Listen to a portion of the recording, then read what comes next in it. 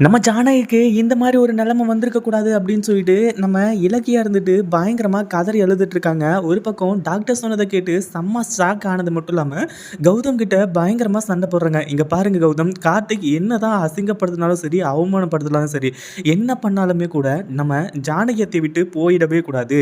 இன்னைக்கு பார்த்தீங்களா, நீங்க வாய் வார்த்தையா போறேன் அப்படின்ற மாரி சொன்னதுக்கே ஜானகிக்கு அத்தைக்கு இப்போ ஹார்ட் அட்டாக் வந்துருச்சு. இதுக்கு மேலயும் வந்து பார்த்தீங்கன்னா, இந்த ஒரு விஷயத்த இப்படியே விட்டுருங்க.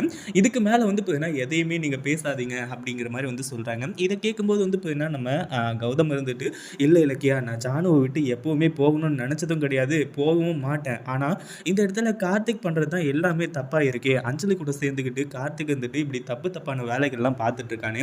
நம்ம என்ன பண்றது?" அப்படிங்கிற மாரி வந்து சொல்லிட்டு இருக்காங்க. ஒரு பக்கம் டாக்டர் கிட்ட "இவங்களுக்கு என்னாச்சு? அதாவது ஜானுக்கு என்னாச்சு?" அப்படின்ற மாரி கேட்கும்போது, "ஏதோ மைல்டா அட்டாக் வந்ததுனால பிரச்சனை கிடையாது. ஃபர்ஸ்ட் அட்டாக் அப்படின்றதுனாலயும் பிரச்சனை கிடையாது. இதையே கன்டின்யூ ஆச்சு அப்படின்னா, கண்டிப்பா வந்து பார்த்தீங்கன்னா, அது மிகப்பெரிய பிரச்சனையா மாறும். அதனால அவங்களோட மனசு கஷ்டப்படாம என்ன வேணாலும் வந்து பார்த்தீங்கன்னா பண்ணுங்க. அவங்கள வந்து பார்த்தீங்கன்னா நல்லபடியா பார்த்துக்கோங்க. அப்படின்ற மாரி டாக்டரும் வந்து சொல்ல ஆரம்பிச்சுறாங்க. இத பத்தி நீங்க என்ன நினைக்கிறீங்க? இந்த வீடியோ புடிச்சிருந்தா லைக் பண்ணுங்க, ஷேர் பண்ணுங்க. இப்ப தான் நம்ம